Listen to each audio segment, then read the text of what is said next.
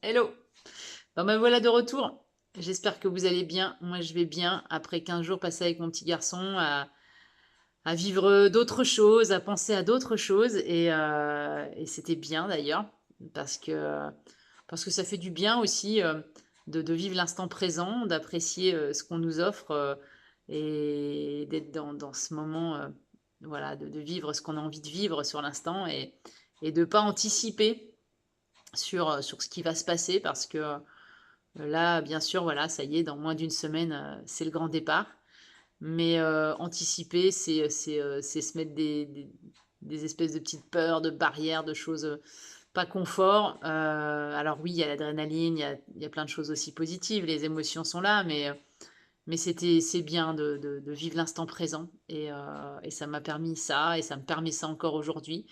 Là maintenant, bah, j'avais envie de vous faire une petite vidéo pour partager les émotions, tous mes ressentis, mais aussi ma préparation parce que je suis entourée, vous allez voir, je vais vous montrer de toute ma préparation. Parce que bah, il faut quand même s'y mettre. Je vais pas partir sans avoir checké tout mon matériel, sans avoir vu ce qui me manquait ou pas, sans avoir pris à l'avance les dispositions pour savoir comment je me rendais là-bas, comment ça fonctionne, tout ça. D'ailleurs, bah, je m'y suis remise hier et je vais avancer d'une journée mon départ. Donc je partirai pas dimanche 27, mais je partirai samedi 26 parce que question logistique au niveau transport, c'est beaucoup plus simple comme ça. Moi, j'ai envie de démarrer direct en arrivant, donc voilà, je partirai le samedi 26 de bonne heure, direction Foix.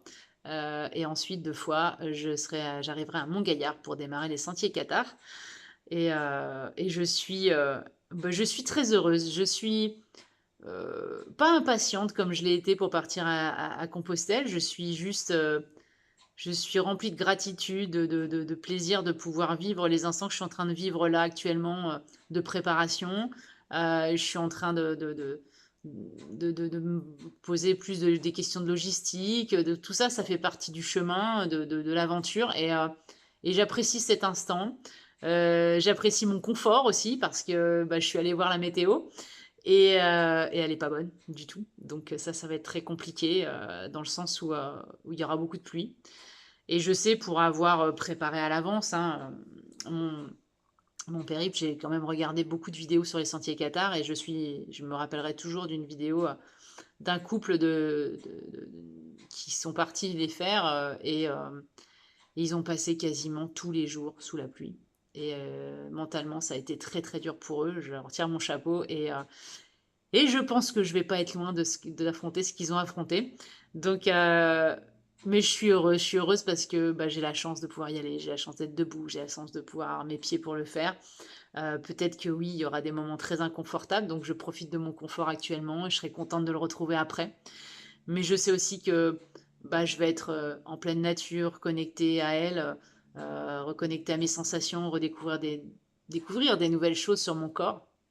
Ça, c'est sûr, parce que forcément, je vais arpenter des sentiers avec un corps tout nouveau qui se reconstruit encore. Donc, ça va être incroyable. C'est aussi pour ça que je le fais. Hein. Je le fais pour lui donner plus de force pour réaliser mes rêves, le GR20. Je le fais aussi pour savoir où il en est hein, physiquement et de voir comment je vais pouvoir bah, vivre ma vie après avec, enfin voilà, me reconnecter à lui. Donc je suis très heureuse de tout ça et je vis chaque jour pleinement. Donc là, bah, il y a la préparation aussi logistique et pratique. Donc bah, je pensais à vous et je voulais vous faire cette vidéo parce que bah, comme vous allez voir, je suis dans mon salon avec ma tente, mon matelas, mon sac qui est ici, mes petites affaires. Enfin voilà, j'ai essayé de vous mettre un peu tout. Je vais vous montrer tout ça, comment je m'organise, ce qu'il faut penser avant de partir au côté pratique, parce que même si on a le mental, même si on a envie de tout faire et de dépasser, si on n'est pas dans un minimum entre guillemets de confort, parce que là, je pars en trek. Alors en autonomie, il y en a qui vous diraient, bah non, c'est pas de l'autonomie dans le sens où je vais me ravitailler là-bas dans les épiceries et tout ça, parce que je vais pas non plus prendre 4 kilos de bouffe avec moi, c'est pas possible. Il me faut un sac des plus légers entre guillemets, hein, parce que quand on a une tente, bah, comme vous avez vu, un matelas, bah, des sacs de couchage que je vais vous montrer, forcément ça pèse son poids, donc plus l'eau. Donc j'arrive à peu près 10 kilos et je vais essayer de ne pas dépasser ces 10 kilos. On va faire tout pour. Donc bah, comme vous l'avez vu, j'ai la petite tente qui va se monter tout simplement. Voilà, j'ai pas les, il n'y a pas les, comment dire, les sardines forcément, je peux pas planter ça chez moi. Mais c'était juste pour voir, voilà, qu'il n'y ait pas de souci, qu'elle soit bien en bon état, que j'ai tout ce qu'il faut pour la monter comme il faut là-bas, hein, pas de mauvaise surprise. Le matelas pneumatique, bah lui, voilà, il se gonfle à la bouche, il est tout simple, il est tout petit. C'est très bien comme ça. Je vais avoir aussi hop, le duvet. Alors c'est un duvet en plume. C'est pas l'idéal avec le temps qu'ils annoncent, je sais, mais c'est un duvet qui est chaud. Je vais hyper bien le protéger dans mon sac parce que même dans le sac, quand on a bah, hop, une protection comme ça pour tout le sac, hein, qui va se déplier sur le sac, ça protège un peu de la pluie, mais pas suffisamment, hein. Au bout d'un moment, au bout de 2, 3, 4 jours, s'il y a vraiment trop de pluie, ça passe à travers. Donc je vais essayer de trouver un sac étanche pour vraiment le protéger, ce duvet, parce qu'il me tient au chaud quand même à 0 degré. Et la plume, ça tient vraiment bien. J'ai besoin d'avoir chaud quand même la nuit. D'ailleurs, j'y mets en plus dedans un sac qui va aller dans le sac de couchage, un sac de drap. Ça, c'est très bien aussi, ça va permettre d'avoir un peu plus chaud. Ensuite, j'ai prévu, donc, hop là, on va continuer dans les vêtements. Là, c'est un coup de vent que je vais avoir qui en plus est imperméable. Donc je ne sais pas encore si du coup j'emmènerai le poncho, je ne sais pas, parce que c'est vrai que le poncho, ce qui est pas mal avec le poncho, c'est qu'on peut le rajouter par-dessus le sac et ça. Et là, si vraiment ils annoncent beaucoup de pluie, donc ça va être ma décision finale dans les derniers jours avant le départ. Quand je vais regarder la météo, si vraiment les premiers jours sont remplis d'eau, je vais le prendre avec pour essayer de mettre le plus au sec possible. Ensuite, j'aurai bah, une veste, un petit polaire, voilà, en plus de moumoute que j'avais déjà emmené à Saint-Jacques-de-Compostelle. J'aurai ensuite un jogging pour la nuit avec un t-shirt de nuit. J'aurai sur moi donc un pantalon de rando et un autre dans le sac. Moi j'ai toujours des pantalons de rando où on peut enlever aussi, dézipper la partie pour avoir un short. J'aimerais bien pouvoir m'en servir, mais ça on verra. Et bah, ce que j'avais pas prévu, que j'emmène quand même du coup, c'est le pantalon de pluie. Ça, je vais le prendre parce que voilà, j'avais pas prévu de le prendre. C'est pas quelque chose de confort, c'est pas super à porter en marche, mais si vraiment il pleut beaucoup, je pense que je serais contente de l'avoir. Donc je vais le prendre avec. Au niveau des t-shirts, bah, j'ai un t-shirt sur moi Mérinos, un t-shirt Mérinos que j'emmène dans le sac pendant que l'autre séchera. On va croiser les doigts. Et un autre pour la nuit, voilà, le t-shirt. Sinon, bah voilà, slip, bah pareil, un sur moi et deux que j'emmène en plus, peut-être trois parce que on va voir. Et trois paires de chaussettes, pareil, hein, peut-être quatre. Malheureusement, voilà, le fait du temps fait que j'étais partie sur quelque chose de beaucoup plus minimaliste sur les vêtements au niveau des quantités, mais j'en rajoute des fois un parce que s'il pleut et que ça sèche pas, ça va être beaucoup plus difficile. Voilà. Ensuite, la partie hygiène, ouais, j'emmène juste un savon qui fait tout. Alors, je n'ai pas eu le temps de le tester. Je l'avais acheté juste avant de tomber. Et c'est un savon qui va me permettre de me brosser les dents, de me laver, qui fait la vaisselle, qui fait aussi le linge. Enfin, voilà, ça fait tout. Avec ce savon-là, on peut tout faire. Donc, je vais tester ça. Je vais emmener aussi, je ne les ai pas encore achetées, mais des lingettes parce que si jamais l'eau me manque pour me laver, ben, je serais bien contente d'avoir un petit peu de lingettes le matin ou le soir. Donc je vais en prendre quelques-unes, même si voilà, c'est pas très écolo. Je vais essayer de prendre celles les plus écologiques, surtout pas les laisser sur le chemin, les emmener et mettre la petite poubelle, donc un petit sac poubelle aussi. Sinon, des huiles, alors je prends de l'huile neutre hein, ou huile d'argan là. Dedans, je vais mettre mes huiles essentielles. Parce que vous doutez bien que je ne vais pas emmener des kilos d'argile avec moi pour mes pieds. Donc il me fallait quand même quelque chose si jamais, enfin, en préventif et aussi pour les douleurs, les articulations et tout ça. Donc huile essentielle de Gotheri dedans pour que je puisse me masser les pieds matin et soir pour essayer de limiter un petit peu les douleurs. Voilà, au niveau de je vous ai pas parlé de mes chaussures, je voulais vous parler de mes chaussures et heu et de ça, j'emmène aussi des guêtres que je vais mettre sur mes chaussures. Pourquoi? Parce qu'en plus, j'emmène pas des chaussures de rando. Alors je sais, avant que tout le monde, s'esclaffe les randonneurs de dire: «Ah, elle met pas de chaussures de rando, c'est pas bien». Alors il y a du pour, du contre dans tout ça. Moi, c'est du point de vue, de ma pathologie, de ce que j'ai. J'ai besoin de garder des chaussures dont j'ai l'habitude. J'ai besoin d'avoir des chaussures légères. Donc oui, je vais partir avec des baskets type trail, basiques, des choses que je mets depuis très longtemps. C'est vu avec mon podologue, c'est nécessaire pour moi, pour pas bloquer ma cheville aussi et c'est celles qui me vont le mieux au pied pour l'instant, donc il faut que je continue avec ça. J'ai testé, quelques randos avec, où même il fallait grimper, ça s'est très bien passé. Il y a encore du crampon dessous, je pense qu'il y en aura plus quand je vais avoir fini les sentiers cathares, mais voilà, je reste sur ce type de chaussures. C'est validé par mon podologue, par, mon kiné, par ma kiné du centre, voilà, j'ai tergiversé beaucoup, à ce niveau-là, parce que c'est quand même, une partie très importante pour moi. Mais, voilà, on a tranché et on reste sur ces chaussures-là, donc j'aurai des guêtres en plus. Je pense qu'elles me seront pas, je les ai très peu utilisées jusqu'à présent, mais je crois que là, elles vont m'être utiles, s'il y a de la boue et tout ça, ça va être bien bien bien confort. Donc voilà, ensuite, la partie, alimentaire, hein, parce que quand même c'est très important.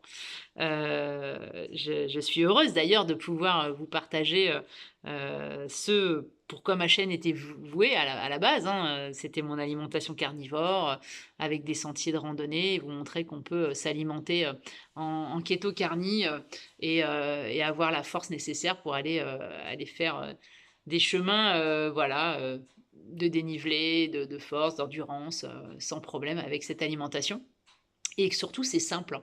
Je pense que c'est ça, moi, que j'ai envie de vous montrer aussi ces prochains jours, c'est que c'est très simple de manger, que quand on mange, l'essentiel de ce qu'on a besoin, quand on est en cétose, on n'a pas besoin non plus de choses, incroyables à manger, on n'est pas en manque et on va pouvoir tester ça en réel, donc ça va être super.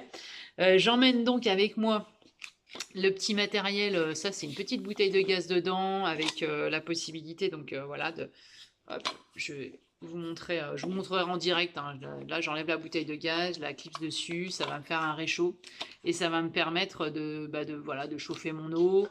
Alors, de l'eau, peut-être plus pour, voilà, une petite infus, ça peut m'arriver le soir, ça peut être sympa. Mais surtout, je vais partir avec des œufs durs que j'aurai cuits, donc j'en aurai quelques-uns au début du périple. Et puis après, l'idée, c'est de tomber sur des épiceries et de pouvoir acheter des œufs et de pouvoir les cuire. Donc voilà pourquoi j'emmène ça. Je vais emmener bien sûr du beef jerky que je suis en train de faire en ce moment, du pemmican, du saucisson et du beurre. Voilà, ça sera vraiment les seules choses que j'aurai. Avec bien sûr sans oublier le sel. Ça c'est encore autre chose, je vais prendre du sel avec parce que c'est très important pour moi de pouvoir avoir du sel avec moi tous les jours. Donc voilà, ça sera simple. Après, forcément, quand il commencera à moins me rester de choses, je vais me ravitailler en épicerie avec, ce que je trouverai. Mais, je ne m'inquiète pas parce que, bah, il y aura toujours forcément de la charcuterie, il y aura toujours, je l'espère, un peu de beurre et il y aura toujours, aussi, bah, voilà, peut-être des œufs, et puis peut-être une boîte de thon ou des choses comme ça, voilà, qui sont assez simples à trouver et à manger. Donc voilà, juste pour la partie, alimentaire, donc c'est vraiment pas quelque chose qui me stresse puisque je sais aussi, hein, pour pratiquer le jeûne, régulièrement je fais toujours un ou 2 jeûnes par mois. Je fais aussi un jeûne sec donc je suis pas inquiète pour l'eau, je sais que je peux tenir. Alors bien sûr, il y a des choses que je vais faire physiquement donc il va falloir que je sois plus cool ces jours-là si je suis, justement en pénurie mais je ferai avec. Je sais que je peux le faire. Il y a pas de problème et d'ailleurs pour l'eau, je vais vous montrer, hop, j'emmène, hop, une gourde comme ça, avec un filtre dedans. Heu, Ce qui est plutôt pas mal. Alors jusqu'à présent, j'avais, un Camelback que je mettais donc dans le sac, hein, et je voyais pas la quantité d'eau que j'utilisais. Ce qui est très compliqué et qui est pas top parce que bah voilà, vous arrivez à mi-journée et vous savez pas s'il vous reste plus d'eau pour ravitailler pour l'enlever du sac, c'est pas évident. Là, c'est une eau que j'aurai sur le côté que je pourrai attraper facilement et il y a vraiment un très très petit débit quand on boit. Donc moi, je trouvais pas ça très confort les dernières randos que j'ai fait avec. Mais ça a sa grande utilité, c'est que bah, je vais pouvoir boire beaucoup moins, être beaucoup plus à l'écoute. Voilà, je pense que ça va vraiment être bénéfique.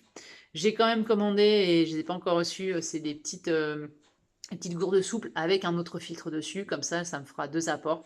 Et un que j'aurai sur moi, voilà, dans ce sens-là, et la gourde un peu plus sur le dos. Ça va équilibrer aussi un peu. Voilà, en tout cas, je pense que là, j'aurai ce qu'il faut et je pourrais me ravitailler. Alors, toujours avec des filtres, parce que là, j'aurai vraiment pas la possibilité d'avoir de l'eau potable facilement. Ça sera certainement ce que je vais trouver bah, dans mon chemin, quoi. Donc voilà. Ensuite, dans les choses bah, purement techniques, dans ce sac, bah oui, je vais avoir la petite trousse de secours. Il y aura aussi la petite lampe frontale, comment dire, couverture de survie. Voilà, principalement, ça c'est les petites choses à pas oublier. Et puis bah, après la partie technique, sur mon sac, je vais avoir un panneau solaire comme ça, pour pouvoir, bah, voilà, comme je suis vraiment en trek et que je ne pourrais pas trouver d'électricité, ça va me permettre de pouvoir recharger mon téléphone. Et puis bah, celle que j'emmène avec moi, c'est ma petite montre qui m'a sauvée. Parce que je vais être connectée et je veux, bah voilà, s'il y a quoi que ce soit, pareil, qu'on puisse me géolocaliser et que je puisse continuer à voir aussi où j'en suis. Et je vais aussi emmener mon GPS. Mais alors lui, il est sur pile, donc il n'y a pas de souci. Et mon téléphone, bien sûr, pour vous partager les stories.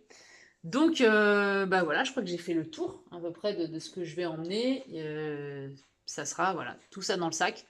Je vous montrerai tout ça. Si ce que je ne vous ai pas montré, je pars bien sûr avec le petit topo guide. Voilà, il y aura juste ça en plus que je vais pouvoir avoir avec moi pour tout ce qui est. Alors, j'ai le GPS, j'ai le tracé, mais je vais pouvoir m'apercevoir de si j'ai une épicerie à tel endroit, s'il y a un camping, si par moment j'ai vraiment besoin parce que je suis trempée et qu'il n'y a pas moyen, il faut que j'aille me faire sécher ou prendre une douche parce que c'est trop compliqué.